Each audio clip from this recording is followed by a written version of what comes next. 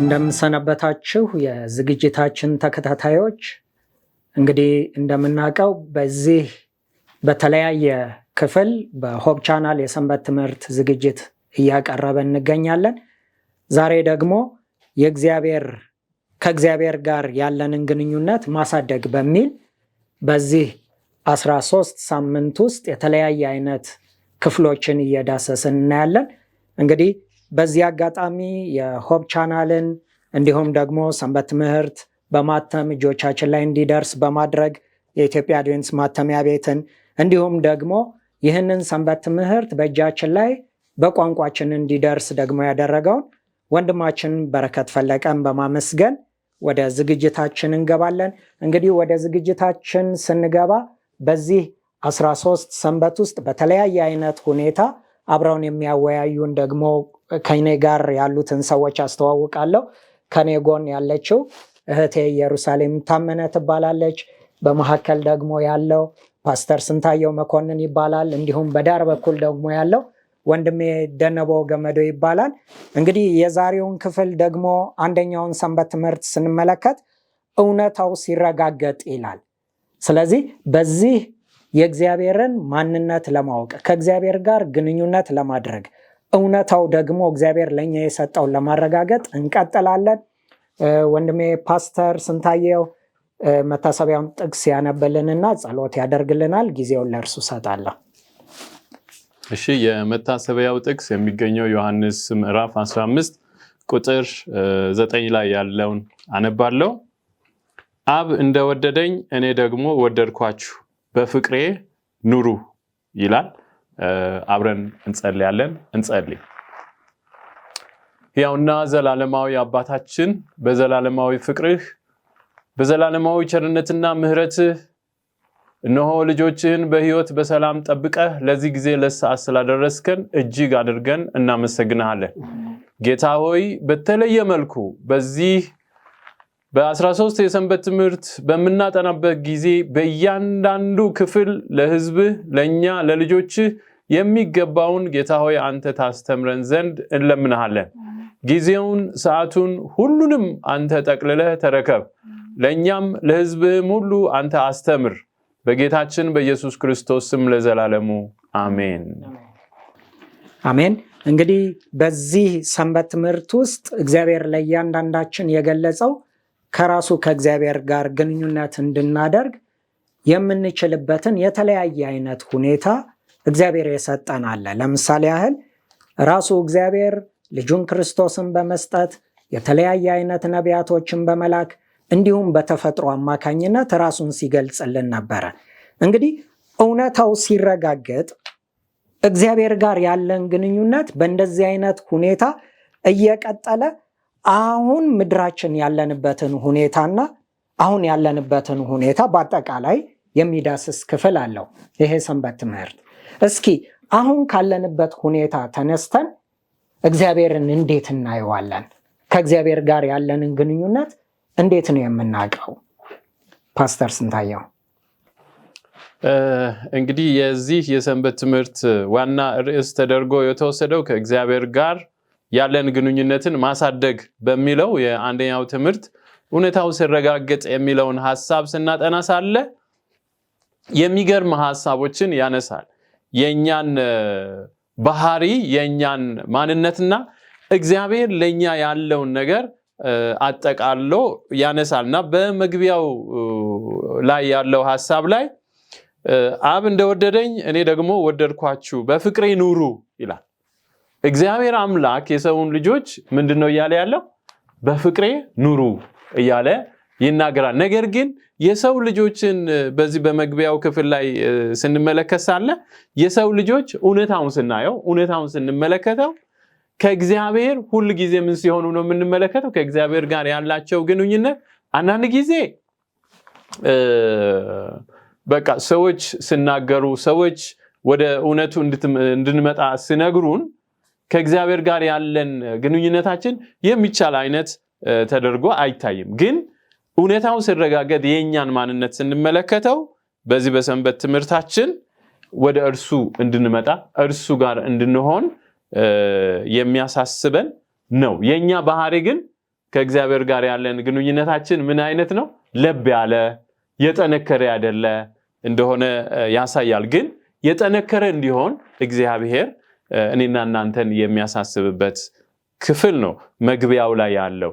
ለብ ያለን ሰዎች መሆናችንን ትተን ከእግዚአብሔር ጋር የተሻለ የጠነከረ ህይወት መኖር እንዳለብን የሚያሳስብ ነው የመግቢያው ክፍል። እንግዲህ ከእግዚአብሔር ጋር ያለን ግንኙነት ልክ እንደ አባትና እንደ ልጅ ነው ግንኙነታችን። ሙሉ በሙሉ በአባትና በልጅ መካከል ነው ያለው ግንኙነት። በአባትና በልጅ መካከል ያለው ግንኙነት ደግሞ ተግሳጽ አለው። ከዚያ በኋላ ንስሐ አለው። አባትየው ልጁን የሚያቀርብበት አለው። ከእንደገና ደግሞ አባትየው ልጁ ላደረገው መልካም ነገር ደግሞ የሚሰጠው መልካም የሆነ ከፍቅር ጀምሮ ብዙ አይነት ነገሮች አሉ። እስኪ በዚህ ላይ ደግሞ ምን አይነት ሀሳብ አለሽ እህቴ ኢየሩስ? እንግዲህ 3 መሰረታዊ ነገሮች አሉ ብዬ ነው የማስበው። መጀመሪያ ተግሳጽ ነው የሚመጣው፣ ከዛ በኋላ ንስሐ፣ ከዛ በኋላ ደግሞ ሽልማት ነው የሚኖረንና አሁን እንዳነሳኸው አባት የሚወደውን ልጁ ይገስጻል፣ ከጥፋቱ እንዲመለስ ያደርጋል። ከዛም በኋላ ደግሞ ያንን ነገር ካስተካከለ ደግሞ የተሻለ ነገር ሽልማት እንደሚሰጠው እናውቃለንና አሁንም ደግሞ በዚህ ስንመለከት ራዕይ 3:19 ላይ እኔ የምወዳቸውን ሁሉ ገስጻቸዋለሁ ይላልና እቀጣቸውም አለው። እንግዲህ ቅና ንስሐም ግባ ይላል። ስለዛ እንግዲህ እግዚአብሔር አባታችን ነው። እኛ ስንጠፋ እኛ ጥፋት ስናጠፋ ግድ የሚለው አባታችን ነው። ያ ደግሞ ከኛ ፍቅር ካለው የተነሳ እኛን እንድንጠፋ ስለማይፈልግ ከዛ የተነሳ ተግሳጽን በተለያዩ መንገዶች ሲገስጸን እንመለከታለን።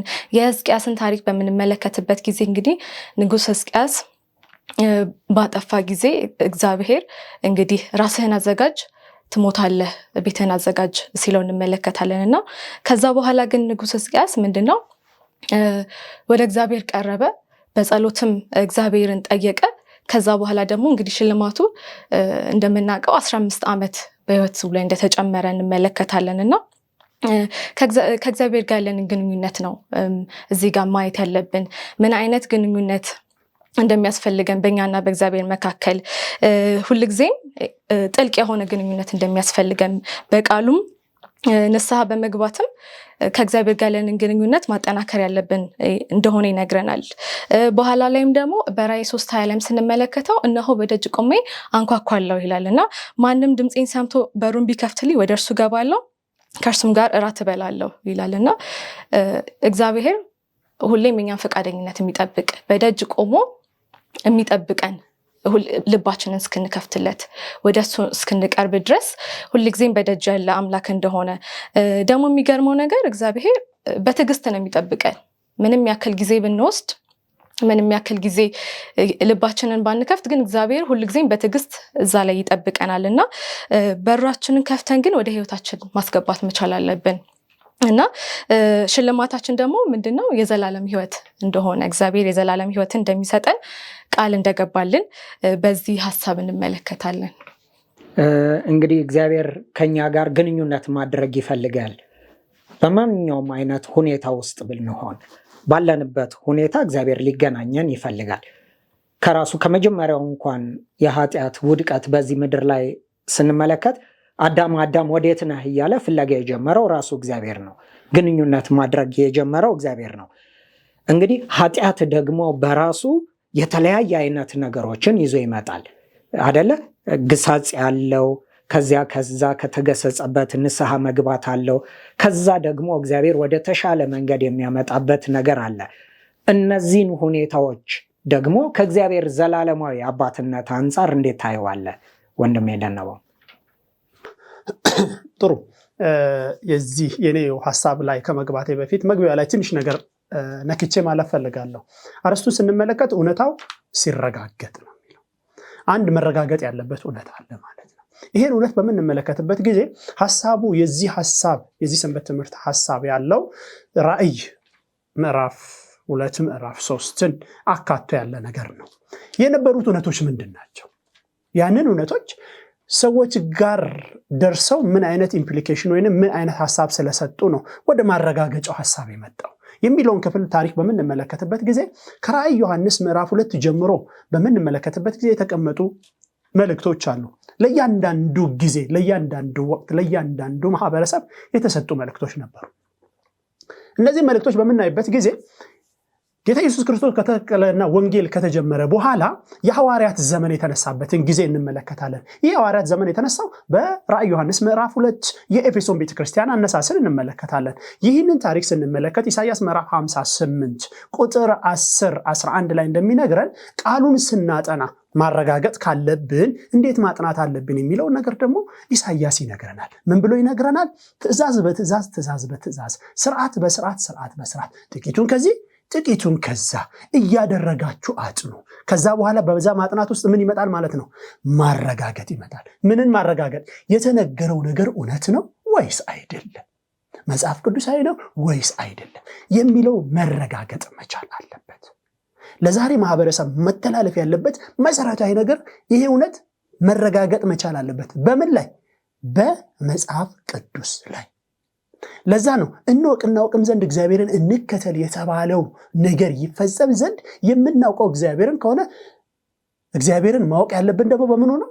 በቃሉ እንደሆነ ያስረዳናል ማለት ነው። ለዚህ የመጀመሪያው አገልግሎት ወይንም የመጀመሪያው ወንጌላዊ ሐዋርያ አገልግሎት አፖስቶሊክ አገልግሎት የተጀመረው በኤፌሶን ቤተክርስቲያን ነው። በታሪክም ከመጽሐፍ ቅዱስም ፍንጭ እንደሚሰጠን ታሪክ እንደሚያረጋግጥልን ከ31 ዓመተ ምህረት ከክርስቶስ ልደት በኋላ እስከ 100 ዓመተ ምህረት ድረስ የኤፌሶን ቤተክርስቲያን አገልግሎት ጊዜ እንደነበረ እንመለከታለን ማለት ነው። ያ ደግሞ የሐዋርያት ዘመን በመባል ይታወቃል። እያጠናን ያለነው ራእይ ዮሐንስ መጽሐፍን ስለሆነ ማለት ነው። ሁለተኛው ደግሞ የሳምሬኒስ ቤተክርስቲያን አገልግሎት አለ።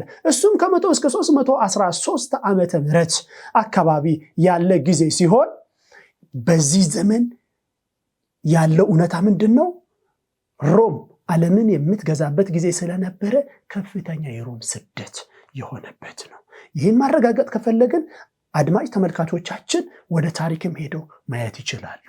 ከታሪክ እንደምንረዳው ሮም ዓለምን የገዛው ከ168 ዓመት ዓለም ከክርስቶስ ልደት በፊት እስከ 476 ዓመተ ምህረት ከክርስቶስ ልደት በኋላ ነው። ይህ እውነታ መረጋገጥ መቻል ስላለበት ነው የዚህ ትምህርት ሴሽን የመጣው ማለት ነው። በዚህ የሮም ቤተክርስቲያን ላይ ያመጣችው ስደት ከፍተኛው ስደት በሳምሬኒስ ቤተክርስቲያን ዘመን እንደሆነ እንመለከታለን። እዚህ ራእይ ምዕራፍ 2 ላይ እንደምንመለከተው የጴርጋሞ ቤተክርስቲያን ዘመን ደግሞ ከ313 እስከ 500 ተብሎ ይገመታል። ይህ ቤተክርስቲያን ከዓለም ጋር ወይንም ክርስትና ከፖለቲካ ጋር ጋብቻ የፈጠረበት ነገር ነው። ለክርስትና ለዛሬ ክርስትና መበላሸት ወይንም ለመጽሐፍ ቅዱስ ትምህርት መበለስ መሰረታዊ እውነቱ የተፈጠረው መቼ ነው? ሃይማኖት ከፖለቲካ ጋር ምን የፈጠረበት ዘመን ነው?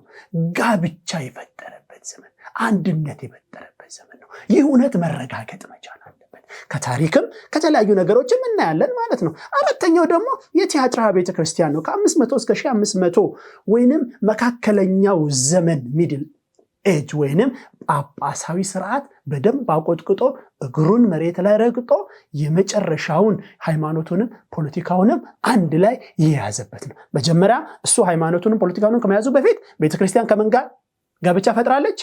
ከመንግስት ጋር ከፖለቲካ ጋር ጋብቻ ፈጥራለች። መንገዳቸው የተለያየ ቢሆንም በዚህ ጋብቻ ምክንያት ጳጳሳዊ ስርዓት በደንብ ሲያቆጠቁጥ እንመለከታለን ማለት ነው። አምስተኛው ደግሞ ራእይ ምዕራፍ 3 በምንመለስበት የሳርዴስ ቤተክርስቲያንን ታሪክ እንመለከታለን። በዚህም ደግሞ መልሶ ሪፎርመሮች ይህ የተቀላቀለው ነገር እውነታውን እየበረዘ ስለሆነ ብዙ ሰዎች ተሐድሶን ያራመዱበት ጊዜ ነው። ያ ተሐድሶ በቂ ነው በቂ አይደለም ሌላ ጉዳይ ነው። ግን እውነታው መልሶ የመጽሐፍ ቅዱስ እውነት ወደ ሰዎች አእምሮ መስፈጽ አለበት በሚል ተሐድሶ በቂ ተሐድሶ ባይሆንም የተሐድሶ ዘመን እንደሆነ ስንመለከት ስድስተኛው ቤተክርስቲያን ደግሞ ፊላዴልፊያ ቤተክርስቲያን ናት። እሷም ደግሞ የእውነትን ቃል በእውነት ይዛ ስትራመድ የነበረበት ጊዜ ነው። በጊዜ ፔሪየድ በምንመለከትበት ጊዜ ይህም ጊዜ የሚያሳየው ከ1700 ዓመት በኋላ የፊላዴልፊያ ቤተክርስቲያን አገልግሎቷ እንደሰጠች እንመለከታለን። የፊላዴልፊያ ቤተክርስቲያን ያንን አገልግሎት ስትሰጥ በዚህ ጋፕ ውስጥ የነበሩት ነገሮች ምንድናቸው? እስከ መቼ አገለገለች የሚለው ነው። እስከ መቼ አገለገለች? ወደ ዳንኤል ነው የሚወስደን። ከ2300 ማታና ጠዋት በኋላ ቤተ መቅደስ ይነጻል የሚለው 1844 ላይ ጌታ ኢየሱስ ክርስቶስ ከቅዱስ ስፍራ ወደ ቅዱስ ቅዱሳን ስፍራ የተሸጋገረበት ወቅት ስለነበረ ፊላደልፊያ ያንን ፔሪዮዷን ጨርሳ ስትሄድ የመጨረሻው ቤተክርስቲያን ደግሞ የላውዶቂያ ነው። የላውዶቂያ ቤተክርስቲያን ደግሞ ከ1844 እስከ ክርስቶስ ዳግም ምጽአት ያላትን አገልግሎት ነው። በዚህ ሰንበት ትምህርት እናያለን። ለብ ያለ ትኩስ ሙቅ አገልግሎት ሂደቶቹን በዚህ ስፍራ እናያለን ማለት ነው። በዚህ ሂደት ውስጥ የእግዚአብሔርን ፍቅር ነው የምናየው። በእያንዳንዱ ዘመናት ፍቅሩ ሊቅ ስለሆነ በስደቱም ውስጥ በሪፎርሜሽኑ በመበረዙም ውስጥ ብዙ ሰዎችን በፍቅር እየያዘ ወንጌልን እንዲያሳዩ ነው። እንዴት አድርጎ ነው በፍቅር ያዙን? እግዚአብሔር ከሌሎች ጋር የሚገናኝበት ግንኙነቶች ነበሩ። ለምሳሌ ዘፍጥረትን ምዕራፍ 2 ስንመለከት እግዚአብሔር ሰውን ከምድር አፈር አበጀው፣ የሕይወት እስትንፋስ አለበት፣ ሰውም ሕያው ነፍስ ሆነ። እውነታው ሲረጋገጥ የምንለው ይሄ ነው። ብዙዎቹ በዚህ ዘመኖች ውስጥ የመጽሐፍ ቅዱስ ሲስተሞች ከመበረዛቸው የተነሳ ሰውም ሕያው ነፍስ ያለው ሆነ ይላል። አይደለም፣ ሰውም ሕያው ነፍስ ሆነ ነው እውነታው። በዚህ በመንግስትና በሃይማኖት ጋብቻ ስርዓት ውስጥ የተበላሹትን ነገሮች ለማጋለጥ ወይንም ለማረጋገጥ ነው ይህ ሰንበት ትምህርት የመጣው ማለት ነው። ከዛ ይሄን ነገር ካደረገ በኋላ ዘፍጥረት ምዕራፍ 5 ስንል እግዚአብሔር እንዴት አድርጎ ከሄኖክ ጋር ይገናኝ እንደነበረ እናሳያለን። ከሄኖክ ጋር ዳይሬክት ኮሚኒኬሽን ሲያደርግ እንደነበረ ኖህንም እንደ ኖህ በምድር ላይ ንጹህ ሰው አልነበረም ብሎ ኖህን በቀጥታ እግዚአብሔር ሲገናኘውና ሲያነጋግረው እንመለከታለን ማለት ነው። ከዛ ደግሞ እግዚአብሔርም ከአብርሃም ጋር ጥሪ ሲያደርግለት ከዚህ ከዘመዶች ከቤተሰቦች ተለይተ ውጣ፣ እኔ ወደ ማሳይ ምድር ሂድ ሲል እግዚአብሔር ከሰዎች ጋር ያለውን ግንኙነት ከምን የመጣ ነው? ይሄ ነገር ከዘላለማዊ ፍቅር የመጣ ነው። ለዚህ ነው እግዚአብሔር ከኔና ከናንተም ዛሬ ይናገራል ማለት ነው። እግዚአብሔር ሙሴን በምንመለከተው ዘጸአት 34 እግዚአብሔር በሲና ተራራ ከሙሴ ጋር ይናገር ነበረ። ሙሴ ሲወርድ ደግሞ ከእግዚአብሔር ጋር የነበረው ግንኙነት በጣም ከፍተኛ ከመሆኑ የተነሳ ፊቱ በራ። ብዙ ታች ያሉ ከሲና ተራራ በታች ያሉ ሰዎች ሙሴን ለማየት ምን አደረጉ ይላል? ደፈሩ ይላል አይደል? ለምን? የሙሴ ፊት ምን ያደርግ ነበረ? ይበራ ነበረ፣ ያበራ ነበር። ለዛ ነው እግዚአብሔር ይሄን የማክሰኞን ክፍል ስንጠቀልል በዘላለም ፍቅር እንርግሻለሁ፣ ወድጄሻለሁ፣ ስቤሻለሁ። እግዚአብሔር በዘላለም ፍቅር ይወደናል። በዘላለም ፍቅር ምን ያደርገናል? ይስበናል ማለት ነው። እውነታው ይሄ ነው። እግዚአብሔር ያለምንም ነገር በዘላለም ፍቅሩ እንደሚወደንና እንደሚስበን ይናገራል። በዚህ ንግግሩ ውስጥ ከሁላችንም ጋር ምን ማድረግ ይፈልጋል? እግዚአብሔር ግንኙነት መፍጠር ይፈልጋል።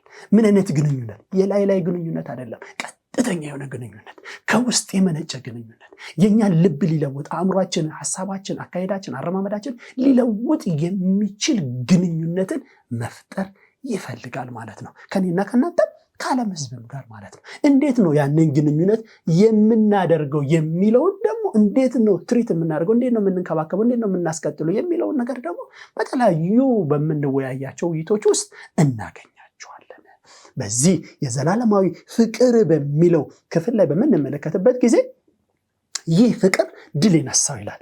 እኛ ግዴለሽ ወንድ ብንሆንም እግዚአብሔር ለዘላለም በክርስቶስ ኢየሱስ ድል የነሳውን ዓለም ድል ስለነሳ ድል ከነሳው ጋር እንድንሄድ ይፈልጋል። ለዚህ ነው እኔ ደግሞ ድል እንደነሳው ከአባቴም ጋር በዙፋኑ ላይ እንደተቀመጥኩ ድል ለነሳው ከእኔ ጋር በዙፋኔ ላይ ይቀመጥ ዘንድ እሰጠዋለሁ ይላል። ይህ ስጦታ የሚመጣው በሕይወታችን በምናደርገው ከእግዚአብሔር ጋር በምናደርገው ግንኙነቶች ውስጥ ነው፣ ንግግሮች ውስጥ ነው፣ አካሄዶች ውስጥ ነው። እነዚህ ግንኙነቶች የሚመጡት ማለት ነው። ድል መንሳት የሚመጣው ከእግዚአብሔር ጋር በምናደርገው ምንድን ነው? ግንኙነትና አካሄዶች ነው። ይህንን ለማሳየት ነው። ይህ የመጣው ከዘላለማዊ ፍቅሩ የተነሳ ነው የሚለው ነገር አመሰግናለሁ ወንድሜ ደነቦ። ምናልባት እንግዲህ አሁን ያለችዋን ዓለማችንን ደግሞ በሁለት አይነት መንገድ ከፍለን ማየት እንችላለን። በግለሰብ ደረጃና እንደ ቤተ ክርስቲያንም ማየት እንችላለን። በግለሰብ ደረጃ ሰዎች ከእግዚአብሔር ጋር ግንኙነት የሚያደርጉት አለ። እንደ እግዚአብሔር ደግሞ ሕዝብ ደግሞ ቤተ ክርስቲያንና እግዚአብሔር ሕዝብ ግንኙነት የሚያደርገው አለ። ምናልባት በዚህ ላይ ፓስተር ተጨማሪ ሀሳብ አለ? እግዚአብሔር እውነት ነው። እግዚአብሔር በዓለም ላይ የሚገናኝበት መንገድ በሶስት መልኩ ይሆናል። ምክንያቱም ጌታ ኢየሱስ ክርስቶስን ለዓለም ሲገልጽ ለሁሉም ሰው ነው የተሰጠው። በግለሰብ ይገናኛል፣ በቤተክርስቲያን ደረጃ ይገናኛል፣ በአጠቃላይ በዓለም ደረጃ ይችን ምድር እግዚአብሔር ይገናኛል። ምክንያቱም ጌታ ኢየሱስ ክርስቶስ ይችን ምድር ለማዳን ወደዚህ ምድር የመጣው። ስለዚህ እግዚአብሔር የሰውን ልጅ በሁሉም አቅጣጫ ይፈልጋል። ስለዚህ ሰንበት ትምህርታችን የሰው ልጅ ከእግዚአብሔር ጋር ያለውን ግንኙነት የበለጠ እንድናየው እንድንመለከተውና ወደ እግዚአብሔር እንድንቀርብ የሚያሳስበን ሰንበት ትምህርት ነው። የኛን ማንነት ነው የሚገልጽ። እውነታው ሲረጋገጥ ሰዎች ምን አይነት ናቸው? እግዚአብሔርስ ለሰው ልጅ ያለው ምን አይነት ነው? እግዚአብሔር ሁሉ ጊዜ እኛን ምን ያደርገናል? ይፈልገናል። እኛ ግን ሁሉ ጊዜ የኛ ህይወት ሲመለከት ሳለ ቀዝቃዛ ነው ወይም ለብ ያለ ነው። ነገር ግን ከዛ አይነት ህይወት ወተን ከእግዚአብሔር ጋር የጠበቀ ግንኙነት እንዲኖረን ነው እግዚአብሔር የሚፈልገው የሚለውን ለመጨመር ነው። አመሰግናለሁ። እንግዲህ እግዚአብሔር ይሄንን ሁሉ የሚያደርገው አምላክና ፈጣሪ ሆኖ እያለ አሁንም በፍቅር ነው ከሰው ጋርም ግንኙነት እያደረገ ያለው። እንዲሁም መልእክተኞችን እየላከ ቤተክርስቲያንን እያነቃቃ ቃሉን እየሰጠ ከዚያም አልፎ ተርፎ ልጁን ክርስቶስን በመስጠትም ጭምር። ምናልባት ልክ አጠቃላይ ይሄንን ግንኙነት ደግሞ አይተን በሌላ በኩል ደግሞ እግዚአብሔር እንደ አምላክነቱ መጠን ደግሞ ብዙ ጊዜ ትክክለኛው የእግዚአብሔር ባህሪን ሰዎች ሲረዱት አይታይም። እግዚአብሔርን በጣም አስፈሪ፣ የሚቀጣ ወይም ደግሞ ጨቋኝ ወይም እግዚአብሔር በጣም በቃ ከአእምሯችን በላይ በሆነ ግነት እግዚአብሔርን ከአባትነትን ባህሪው አውጥቶ ሌላ ክፍል በመስጠት እግዚአብሔር ሊደረስበት የማይችል ርቀት ላይ ተቀምጧልና ከዚህ አንጻር ከእግዚአብሔር ጋር ምን አይነት ግንኙነት ነው ማድረግ ያለብን? ከፍቅሩ አንጻር ኢቨን እግዚአብሔር ቢቆጣንም ቢገስጸንም ልክ እንደ አባትነቱ እንዴት ልንቀርበው እንችላለን? እህቴ ኢየሩስ። እንግዲህ ቅድም መለስ ብለን ስንመለከት ራዕይ 3:18 ላይ ስለ ላዶቅያ እየተናገረን እንመለከታለን እና የኛ መንፈሳዊ ህይወት እንደ ላዶቅያ ነው። ትንሽ ጊዜያትን ለእግዚአብሔር እንሰጣለን፣ ሌላውን ጊዜያቶች ደግሞ ለግል ጉዳዮቻችን እናደርጋለን እና ያቺ ትንሽ ጊዜ በቂ ትመስለናለች።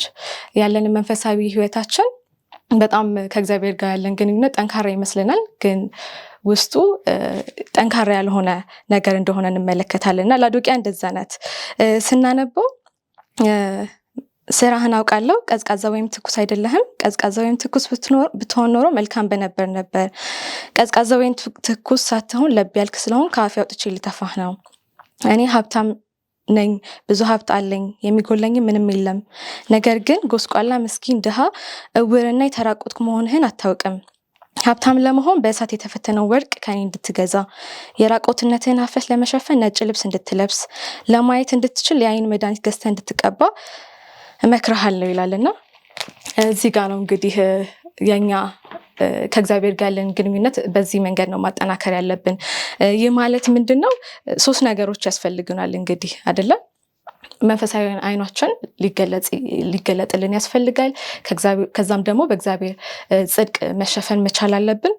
በመጨረሻም ደግሞ አይኖቻችንን ተከፍቶ ይሄ ዘላቂ የሆነ ግንኙነት ከእግዚአብሔር ጋር ማድረግ አለብንና እግዚአብሔር ቀደም እንዳነሳ ነው ሁልጊዜ የቅርብ አምላክ ነው፣ የፍቅር አምላክ ነው። በቀረብነው ቁጥር ቅርብ ሆኖ የምናገኘው አምላክ ነውና እነዚህ ነገሮች ያስፈልጉናል መንፈሳዊ አይኖቻችን እንዲበሩና ያንን ግንኙነት ማጠናከር እንድንችል ማለት ነው። እንግዲህ ከዘመናት ጀምሮ እግዚአብሔር ይህንን ሁሉ ነገር እያደረገ ይህንን ሁሉ ግን የሚያደርገው በፍቅር ነው እና የእግዚአብሔር በእርግጥም ዘላለማዊ ፍቅሩ ተገልጿል ብላችሁ ታስባላችሁ? እንደው በጋራ እስኪ ምን ይመስላችኋል? ሀሳብ ያለው ጥሩ። እያየን ያለው ስለ ግንኙነት ነው። ግንኙነት የሚያድግ ወይንም የሚቀጭጭ ነው ባይኔቸር። ለዛ ከአርስቱ እንደምንመለከተው ከእግዚአብሔር ጋር ያለን ግንኙነት ምን ማድረግ ነው? ማሳደግ ነው። ከእግዚአብሔር ጋር ያለን ግንኙነት እንዴት አድርገን ነው የምናሳድገው? ከእርሱ ጋር በየዕለቱ ያለን ጉዞ፣ ያለን እርምጃ፣ ያለን እንቅስቃሴ ነው እድገትን የሚጨምረው ማለት ነው። አንድ ሰው እድገትን ለማሳየት ከፈለገ በየዕለቱ የሚያደርገው ምግባር እንጂ የአንድ ጊዜ ኮሚኒኬሽን አይደለም፣ የአንድ ጊዜ ግንኙነት አይደለም። የዛሬን ሰው የእድገቱ ከእግዚአብሔር ጋር ያለ ግንኙነት ወይንም እድገት እንዳያድግ ያደረገው ምንድነው ብለን በመናስብበት ጊዜ ሰይጣን የሚጠቀምበት አንዱ ክፍል ይሄንን ነው። የቱን ክፍል ነው የሚጠቀመው? በቃ አንዴ በእግዚአብሔር ድናችኋል፣ ምንም አይነት ግንኙነት አያስፈልግም የሚል ነው። ግንኙነት ምን የሚያደርግ ነው ብለናል? የሚያድግ ነው። እንዲያድግ ምን ይፈልጋል ማለት ነው? እንክብካቤ ይፈልጋል፣ የየዕለት እንቅስቃሴን ይፈልጋል፣ እርምጃን ይፈልጋል፣ ውሳኔን ይፈልጋል፣ ጽናትን ይፈልጋል። እነዚህ ነገሮች ካሌሉ እድገት ግንኙነት ምን አያደርግም? አያድግም ማለት ነው። ለዛ ነው ከሌሎች ከሰዎችም ጋር እንኳን ከእግዚአብሔር ዓለም ከሰዎችም ጋር ያለን ግንኙነት እኮ እንትን ስንል አንዳንድ ሰዎች ጋር ስንልቅ እስቲ የገሌ ከሱ ጋር ያለን ግንኙነት እኮ ብዙ የጠበቀ አይደለም። ለምን ያልጠበቀው? ብዙ ግንኙነት ወይንም ብዙ ንግግር የለንም ነው ኮንቴክስቹዋል እያደረገ ያለው መልእክት ማለት ነው። ከዛ ሰዎች ከእግዚአብሔር ጋር ምን አይነት ግንኙነት መኖር አለባቸው? የጓዳ ግንኙነት ሊኖራቸው ይገባል ማለት ነው። በጸሎት ሁል ጊዜ ከእግዚአብሔር ጋር የውጭ ግንኙነት ሊኖራቸው ይገባል። ከሰዎች ጋር ስንገናኝ ስለ እግዚአብሔር ምንድነው የምናስተላልፈው መልእክት? የውጭ ግንኙነቶች ናቸው። የጓዳ ግንኙነቶች ጸሎቶቻችን ናቸው። ከቤተሰብ ጋር ሊሆን ይችላል፣ የግል ሊሆን ይችላል፣ በቤተክርስቲያን ሊሆን ይችላል እንዳልነው። የውጭ ግንኙነቶቻችን ጓዳ ያደረግነውን ግንኙነት እንዴት አድርገን ነው ለሰው የምናንጸባርቀው? በባህሪያችን፣ በንግግራችን፣ በእንቅስቃሴያችን የምንኖርበትን ማህበረሰብ በትምህርት ቤት ሊሆን ይችላል፣ በስራ ቦታ ሊሆን ይችላል፣ በማህበራዊ ግንኙነት ሊሆን ይችላል፣ በትራንስፖርት ሊሆን ይችላል፣ በአጋጣሚም ሊሆን ይችላል፣ የተቸገረውን ሰው ሊሆን ይችላል። እንዴት አድርገን ነው የምንቀርበው? የእግዚአብሔር ግንኙነት በእኛ ውስጥ እያደገ ሲሄድ ከሰዎች ጋር ያለን እግዚአብሔራዊ ግንኙነትን ምን እያደረገ ይመጣል ማለት ነው? እያደገ ይመጣል ማለት ነው። ለማሳደግ ሁልጊዜ ከእግዚአብሔር ያለን ግንኙነት ማቋረጥ የለበትም ማለት ነው።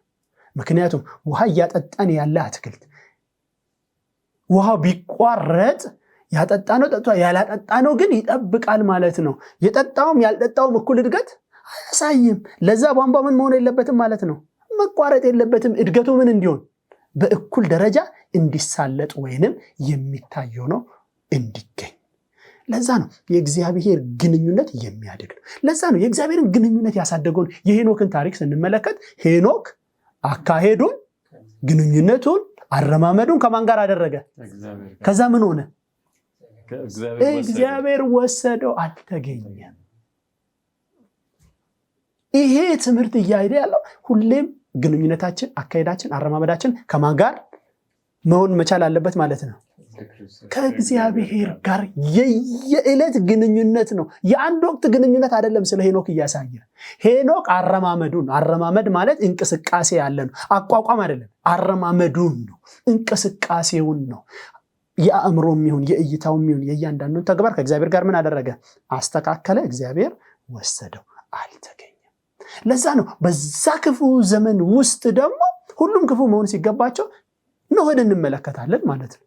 በዛ ሁሉ ማህበረሰብ ውስጥ እንደ ኖህ ንጹህ ቅዱስ አልተገኘም። ለዛ እግዚአብሔር ፊት ንጹህ ስንሆን፣ ቅዱስ ስንሆን፣ ከእግዚአብሔር ጋር ያለን የፍቅር ግንኙነት ሲጠነክር እግዚአብሔር ደግሞ መርጦ ለሌሎች ደግሞ የደህንነት መንገድ እንድንሆን ያዘጋጀናል ማለት ነው። በዚህ ሂደት ውስጥም ኖህ ወዳው ንጹህ እንደሆነ ተመርጦ በቃ አንተ ንጹህ ነህ ና አልተባለም። ለሌሎቹ ትምህርት እንዲሆን ረጅም አታካችና አድካሚ ጊዜ እንደተሰጠው እንመለከታለን ማለት ነው። የሙሴን ምርጫ በምንመለከትበት ጊዜ ረጅሙን የሲና ተራራ ጉዞዎችን በምንመለከት ከማህበረሰቡ ጋር መልካም ግንኙነት ብቻ አይደለም ይላል፣ ከእግዚአብሔርም ጋር እኮ ይከፋው ነበር እኮ። ምክንያቱም ህዝቡ ሲያማረው ሙሴ ማን ላይ ያረዝ ነበር? እግዚአብሔር ላይ ማረ። ነገር ግን እግዚአብሔር ሁሌ በፍቅር ይይዘው ነበረ ማለት ነው። በምንሄድበት ሊያስተምረን ይፈልግ በምንሄድበት በእያንዳንዱ እንቅስቃሴያችን ሁሉ ነገር አልጋ ባልጋ አይደለም። ያም ቢሆን ግን ሁል ጊዜ ከእግዚአብሔር ጋር ምን ማድረግ አለብን? እንግዲህ የዝግጅታችን ተከታታዮች እውነታው ሲረጋገጥ ገና አላለቀም፣ ይቀጥላል። በክፍል 2 ደግሞ ካፍታ ቆይታ በኋላ እንገናኛለን። በትዕግስት ጠብቁን።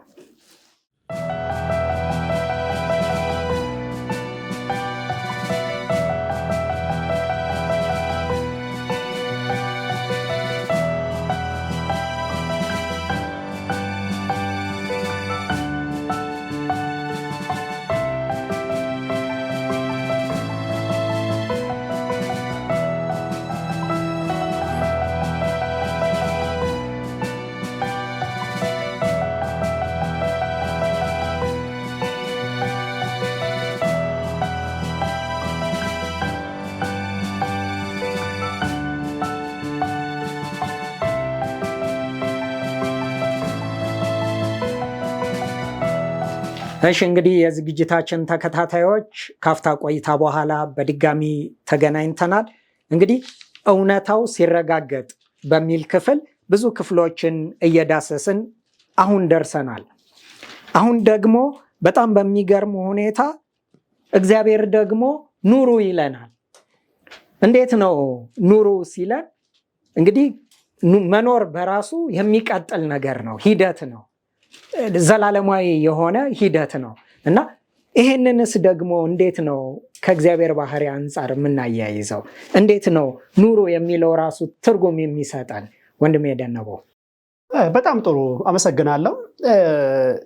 ኑሩ የሚለውን ነገር ከማየታችን በፊት አንድ ያየነው ክፍል አለ። እሱ ምንድነው? ዘላለማዊ ፍቅር ነው። ኑሩ ሲል በምን ኑሩ ነው? በዘላለማዊ ፍቅር ላይ ኑሩ ነው።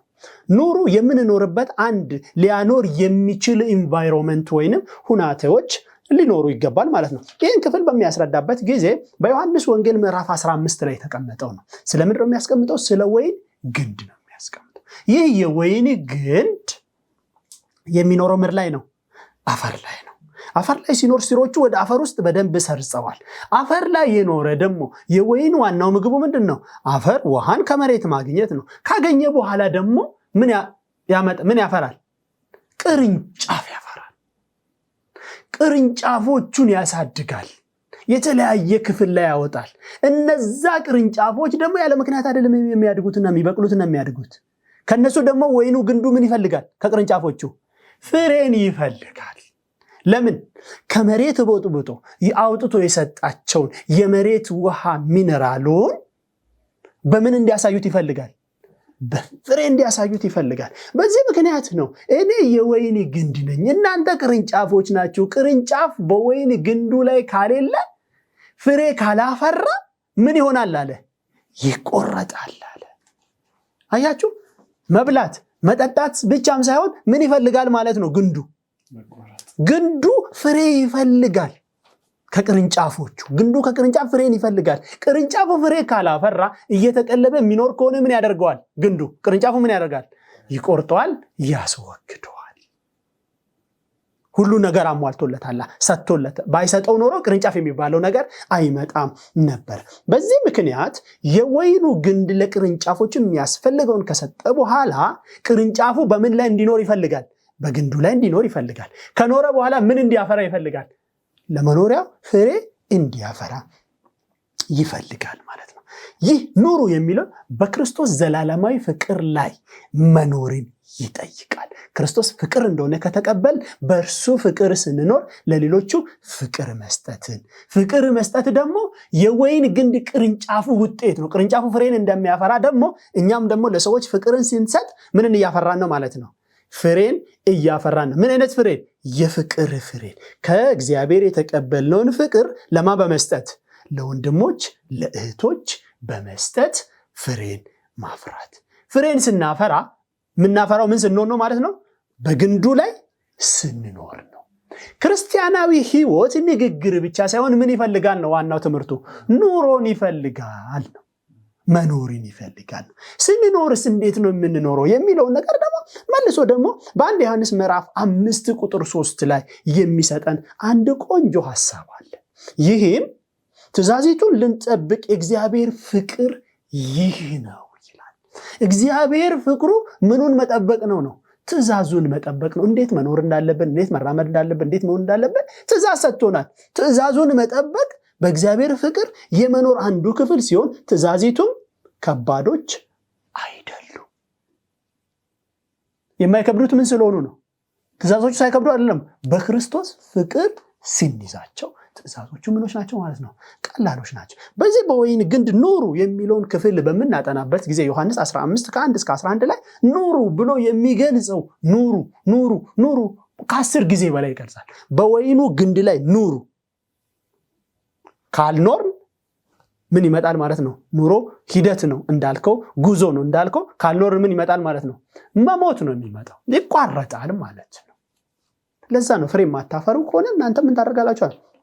ትቆራላችሁ። ለዚህ ነው ለዚህ ኑሮ ደግሞ ክርስቶስ ራሱ ምን ብሎ ገለጸ? አብ እንደወደደኝ እኔም ደግሞ ወደድኳችሁ፣ በፍቅሬ ኑሩ አለ። ክርስቶስ አብ እንደወደደው እርሱም ደግሞ እንደወደደ እኛም በክርስቶስ ፍቅር ምን እናድርግ? እንድንኖር ይህ ሐሳብ ያስቀምጥልናል ማለት። የኢየሱስ ፍቅር ወደ እርሱ የሚስበን እጅግ አሳማኙ ገመድ ነው። ሁልጊዜ የሚስብ ማገመድ ነው። ገመድ በተፈጥሮ አይስብም፣ ሲታሰር ነው የሚስበው። ለዛ ሲታሰር አታካች የሆነውን ነገር እንተዋለን እኛ ሰዎች። ክርስቶስ ግን ምን ብናታክተው ምን ብናስመራው ሁልጊዜ ወደ ፍቅሩ ምን ያደርገናል? ይስበናል ማለት ነው። በክርስቶስ ፍቅር መኖርን ነው የሚያሳየው ለማለት ፈልጌ ነው። አመሰግናለሁ። እንግዲህ ይሄ ኑሮ በዚህ ብቻ የሚያበቃ አይመስለኝም። ምክንያቱም ዛሬም የምድራችን ሰው እየተቸገርን ያለ ነው ከእግዚአብሔር ጋር መኖር እያቃተን በራሳችን ከእግዚአብሔር ለመለየት እየሞከርን፣ እግዚአብሔር ደግሞ ከዚያ ሊመልሰን ወደ ኋላው ክፍል ራሱ ብታዩት አንዳንዴ እየገሰጸን አደለ፣ ሲያስፈልግ እየቀጣን፣ ከዚያ በኋላ ደግሞ መልሶ እያባበለን አሁንም እንድንሆን ነው የሚፈልገው፣ በእግዚአብሔር እንድንኖር ነው የሚፈልገውና በእርግጥ ከዚያ አንጻርስ ከእግዚአብሔር ጋር እየኖርን ነው? አኗኗራችን ምን አይነት ነው? እንደው በጥቂቱ እህቴን ኢየሩስ ምን ይመስልሻል? እንግዲህ አሁን በተመለከትነው የወይን ላይ ብዙ ምሳሌዎችን በደንብ ስንመለከት እንግዲህ ኑሩ ማለት ከእግዚአብሔር ጋር ግንኙነት መፍጠር ነው፣ ከእግዚአብሔር ጋር መጣበቅ ነው እና ይሄ ምንድን ነው የሚመስለው ማለት ከተጣበቅን ፍሬያችን ያስታውቃል አይደለ? የምናፈራው ብዙ ፍሬዎች ይኖራሉ። ትእዛዛቱን እንጠብቃለን። እንዲሁም ደግሞ በሚመጡብን ፈተናዎች ሁሉ እነዛን ፈተናዎች ማለፍ እንችላለን እና አሁን በዚህ ጊዜ ላይ እንግዲህ መኖር ማለት ከእግዚአብሔር ጋር መኖር ማለት እንደግል ያንን የእግዚአብሔር የክርስቶስን ባህሪያቶች የክርስቶስን ሕይወት በእኛ መለማመድ መቻል፣ ዴይሊ እያንዳንዱ ቀን ተግባራዊ ማድረግ እግዚአብሔር የክርስቶስን ባህሪያቶች በሕይወታችን መኖር መቻል፣ በዙሪያችን ላሉ ወገኖች እኛ ሳንናገር ያ ባህሪያችን መታየት መቻል እና ይሄ ከግል የምናደርገው ልምምድ ደግሞ በዙሪያችን ላሉ ወገኖች የሚደርስ ፍሬያማ መሆን የሚችል አይነት ኑሮ ነው ብዬ ነው የማስበው። እንግዲህ በጣም በሚገርም ሁኔታ የመጽሐፍ ቅዱስ ክፍላችን በተለይ ኢሳይያስ ላይ ይህንኑ ክፍል በደንብ ያደርጋል። ራሱ ስትረስ አድርጎ የሚገልጽበት ክፍል አለ። በተለይ ኢሳይያስ ምዕራፍ 5 አካባቢ በእኔና በወይኔ መካከል ያለውን ግንኙነት እስኪ ፍረዱ ይላል። ምክንያቱም ለወይኔ የሚያስፈልገውን ነገር ሁሉ ምን አድርጌያለሁ? ሰጥቼዋለሁ። እንደውም ዙሪያውን ሁሉ ቆፈረለት፣ ድንጋይ እንዳይቆረቆረው ያንን ሁሉ ነገር ማሰለት። ከዚያ በኋላ ዙሪያው ሁሉ እንዳይጎዳ ደግሞ ፕሮቴክት አደረገው። እግዚአብሔር ሁሉን ነገር ነበር የጋረደው። እንደውም ሌላ ቦታ ላይ ኢዮብ ላይም ክሱን ስንመለከት አንተ እኮ ዙሪያውን ሁሉ ስለጋረድክለት ነው አደለ እያለ እግዚአብሔርን ሁሉ ይከስ ነበር። ዳሩ ግን ይላል ኢቨን እየኖረ እንኳን እንደዛ ሆኖ ግን ኮምጣጣ ፍሬ አፈራ ይላል። ስለዚህ እየኖረ የሚመስለው ግን መጨረሻ ላይ ኮምጣጣ ፍሬ ደግሞ የሚያፈራለ። ከእግዚአብሔር ጋር ያለው ግንኙነት ኮምጣጣ ፍሬ እንዲያፈራ የሚያደርገው አለ። ምን አይነት አኗኗር ቢኖር ነው ኮምጣጣ ፍሬ ሊያፈራ የቻለው? ፓስተር እውነት ነው። እንግዲህ የዚህ ክፍል ስንመለከት ሳለ ሰዎች ስንሆን ሰዎች አመለካከታችን ምንድነው? በክርስቶስ መኖር በቃ የሆነ በጣም ሸክም በጣም ከባድ አድርገን የምናይበት ምስል አለ። ስለዚህ ብዙ ጊዜ ሰዎች የህይወት ጥድፊያ ውስጥ አሁን ያለንበት ዓለም እንደው በጣም ልንገልጸው የሚችለው ሁኔታ ነው። አንዳንድ ጊዜ በዚህ ዓለም ውስጥ በዚህ በጥድፊያ በተሞላ ዓለም ውስጥ ስንኖር ሳለ ከክርስቶስ ጋር መኖር የሚቻል አይመስለንም፣ ኦ ደግሞ ከግንዱ ጋር መገናኘት የሚቻል አይመስለንም። ስለዚህ የራስን ህይወት ብቻ መሮጥ እንደውም በአሁኑ ጊዜ ያለው ሰልፍ ሰንተር የሆነ ህይወት ነው። ሰው የግሉን ህይወት ብቻ ነው እየኖረ ያለው። ነገር ግን እግዚአብሔር ለሰዎች ይህ የወንጌሉ ቃል እንዲደርስ ይፈልጋል። ከወይኑ ጋር እንዲገናኙ ይፈልጋል። ከወይኑ ግንድ የሚወጣውን ፈሳሽ ያንን እንዲቀበሉ ይፈልጋል እግዚአብሔር። ስለዚህ ሰዎች ችግራቸው ምንድነው? አሁን እንዳልከው እግዚአብሔር የሚያስፈልገውን ሁሉ እያደረገ እያለ ነገር ግን እነሱ በሃይማኖታዊ ህይወት ውስጥ ብቻ ራሳቸውን ያያሉ። ስለዚህ እግዚአብሔርን ፍቅር እንደሚገባ ሰዎች እንዲቀበሉ እንዲያዩ ሲያስተምሯቸው ወይም ሲነግሯቸው የሚሰለች በቃ የእግዚአብሔር ሐሳብ የሚሰለች ጊዜ የሚወስድ አይነት አድርገው ይወስዳሉ። አንዳንድ ጊዜ በከፊል ደግሞ በቃ የተወሰነ ትንሽ ብቻ አሁን በፍቅሬ ኑሩ ነው አይደለም ያለው። ነገር ግን መኖር የሚለው ቃል ለተወሰነ ጊዜ አይደለም የምትኖረው፣ ለአንድ ቀን ወይ ለሁለት ቀን ለአንድ ዓመት አይደለም የምትኖረው። መኖር የሚለው ሐሳብ የሚገልጸው ምንድነው? ሁሉ ጊዜ ከእግዚአብሔር ጋር ምን ማድረግ ነው? መኖር ነው። በፍቅሬ ኑሩ ስሉ ከሱ ጋር ሁሉ ጊዜ እንድንኖር ነው የሚፈልገው። ግን አንዳንድ ጊዜ በክርስትና ህይወት ውስጥ ቅድም የለብታ ህይወት የሚለውን በራእይ ምዕራፍ 3 ሄደን አይተናል።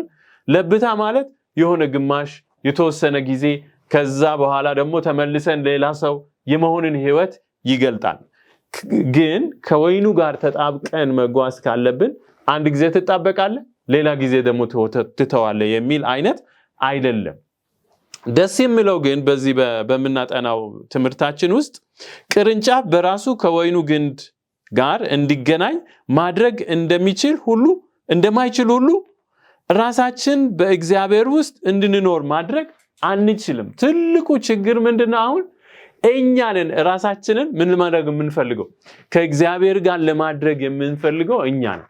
ግን እውነታው የእግዚአብሔር ቃል እውነታው ሲረጋገጥ ሰዎች ራሳቸውን ያንን ማድረግ አይችሉም። ሰው አይደለም ራሱን ፈልገው ያገኘው፣ እግዚአብሔር ነው ፈልገው ያገኘን። ስለዚህ የምንድነው ወይ ከወይኑ ጋር የምንጣበቀው በክርስቶስ ኢየሱስ ጸጋ ነው፣ በመንፈስ ቅዱስ አማካኝነት ነው። ከክርስቶስ በሚወጣው በዛ በእግዚአብሔር በመንፈስ ቅዱስ ፍቅር አማካኝነት ነው ከወይኑ ግንድ ጋር የምንጣበቀው። እዚህ ላይ እንደዚህ የሚል ሐሳብ አለ። እግዚአብሔር አስቀድሞ ወዶናል፣ የመጀመሪያው እርምጃ ወስዷል። የኛ ምላሽ እግዚአብሔር አስቀድሞ ለኛ ላደረገልን ነገር ምን ማድረግ ነው? ምላሽ መስጠት ብቻ ነው። የሰዎች ድርሻ ምንድነው? እግዚአብሔር ላደረገልን ነገር፣ እግዚአብሔር ለሰጠን ነገር ምላሽ መስጠት ነው። ስለዚህ ይህንን ማሰብ ያስፈልጋል። እውነት ነው፣ እግዚአብሔር ለወይኑ ግንድ የሚያስፈልገውን ሁሉ ምን አድርጓል? አድርጎለታል። ስለዚህ ያንን ለዛ ትክክለኛው ምላሽ እኛ እንድንሰጥ እግዚአብሔር ይፈልጋል። አንድ የወይን ግንድ ክረምቱን ስትመለከቱ ሳለ ምን ያደርጋል? ያፈራል። ቅጠሉ በጣም በቃ በደንብ ያማረለት ሊሆን ይችላል። በጋው ላይ ግን ምን ያደርጋል? ቅጠሉ ይረግፍና ራሱን ውሃ ውስጥ ያለውን ውሃ ፈሳሹ ምን ያደርጋል? ይጠብቃል። ስለዚህ በመንፈሳዊ ህይወታችንን እኛ ከእግዚአብሔር ጋር ምን ማድረግ አለብን? ጠብቀን ማቆየት ያስፈልገናል። ያንን ማድረግ የምንችለው ደግሞ በራሳችን ጉልበት አይደለም። በወይኑ ግንድ ውስጥ ያለው ጭማቂ በህይወታችን ውስጥ እንደ መንፈስ ቅዱስ ነው ይላል። አያችሁት? ስለዚህ እኔና እናንተን ከክርስቶስ ኢየሱስ ጋር ተጣብቀን እንድንኖር የሚያደርገው ማን ነው? መንፈስ ቅዱስ ነው። ከወይኑ የምናገኘው ያ ፈሳሽ ነው ማለት ነው። ያ ፈሳሽ በምን ተመስሎ እንመለከታለን? በውሃ ወይም በመንፈስ ቅዱስ ተመስሎ እናገኛለን። ስለዚህ በዚህ ምድር ላይ በምንጓዘው ጉዞ ውስጥ ከኛ የሚጠበቀው አንድ ነገር ብቻ ነው። የሚጠበቀው ምንድነው? ፈቃደኛ መሆን ነው። ራሳችንን ለእግዚአብሔር በፈቃዳችን መስጠት ነው። ከዛም በኋላ እኔና እናንተን መንፈስ ቅዱስ ምን ያደርገናል? ከወይኑ ግንድ ጋር ያገናኘናል። ለዚህ ነው በሮሜ 8:9 እስከ 11 ሄደን ስንመለከት ሳለ በጣም ሰፋ ያለ ሐሳብ ያስቀምጣል። ስለዚህ መንፈስ ቅዱስ ጭማቂው ወደ ህይወታችን እንዲፈስ ምን ማድረግ አለብን? መፍቀድ አለብን። ቅድም እንዳልኩት የኛ ድርሻ ፍቃዳችንን ለእግዚአብሔር ምን ማድረግ ብቻ ነው? መስጠት ነው። ከዛም በኋላ በእኛ ውስጥ ፍቃዱን የሚያደርገው ማን ነው? እግዚአብሔር ነው። ያ መንፈስ ቅዱስ ነው በእኛ ህይወት ውስጥ የሚሰራው። ስለዚህ በዚህ ዓለም ላይ ሩጫ ነው። በዚህ ዓለም ላይ ግራ በተጋባው ዓለም ውስጥ እኔ አልችልም። እውነት ነው፣ በእኛ አቅም አንችልም። ነገር ግን የኛ ሐሳብ ወይም የኛ ፍላጎት መሆን ያለበት ምንድነው? ራሳችንን ለእግዚአብሔር አሳልፈን መስጠት ነው። ከዛም በኋላ መንፈስ ቅዱስ ምን ያደርገናል? የሚያስችለን መንፈስ ቅዱስ ነው። ስለዚህ በመንፈስ ቅዱስ ምናችን ይሆናል? አጽናኛችን ይሆናል። መንፈስ ቅዱስ ምናችን ይሆናል? ኢየሱስን ለኛ ምን ያደርግልናል? ይገልጥልናል፣ ፍቅሩን ይገልጥልናል፣ አዳኝነቱን ይገልጥልናል። ስለ ኃጢአት ሊወቅሰን የምንሄድበት መንገድ ትክክል ያልሆነውን ያንን አቅጣጫ ምን ያደርገናል? ያሳየናል። ስለዚህ በእያንዳንዱ እንቅስቃሴያችን ያ ከወይኑ የሚወጣው ፈሳሽ የኛን ህይወት ምን ያደርጋል? ይመራል ማለት ነው። ለዚህ ነው ከወይኑ ግንድ ጋር ምን መሆን ያለብን? መጣበቅ የሚያስፈልገን። ለዚህ ነው በክርስቶስ ኢየሱስ ፍቅር ውስጥ መኖር የሚያስፈልገን። ያኔ የኛ ህይወት ከዚህ ዓለም ውጪ በሆነው በእግዚአብሔር ጸጋ ውስጥ ያድጋልና ይሄንን ሐሳብ ነው የምሰጠው። አመሰግናለሁ። እንግዲህ ይሄ ሁሉ ነገር ስናየው ከግንኙነት አንጻር ነው የምናየው። ግንኙነታችን ደግሞ የግድ ሲገለጥ መልካም ፍሬ ካፈራ መልካም ግንኙነት አለው። መልካም ግንኙነት ከሌለው ደግሞ መልካም ፍሬ የለውም።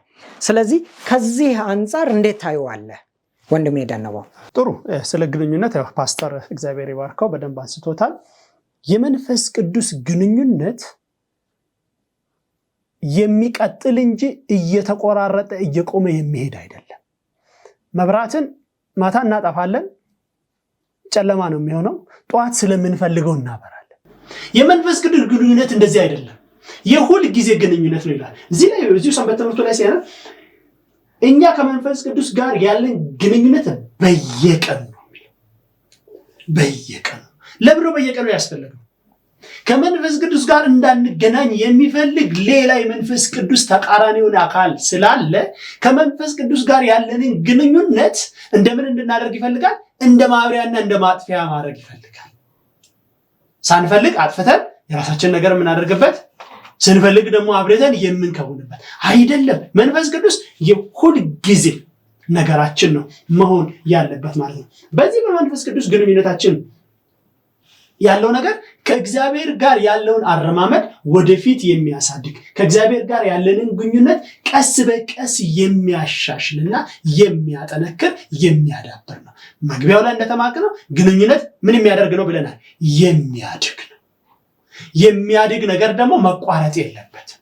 ስናቋርጥ እድገቱ ምን ይሆናል? በዛው ልክ ይቋረጣል ወይንም ወደ ኋላ ይመለሳል። መልሶ ቡስት ለማድረግ እንደገና ሌላ ነገር ነው ማለት ነው። ይሄ የሩጫ አትሌቶችን በምንመለከትበት ስፕሪንት ሲያደርጉ ወይንም ሲስፈነጠሩ የዘገየ በዛ መስፈንጠር ውስጥ ከተፈነጠሩት እኩል አይሄዱ።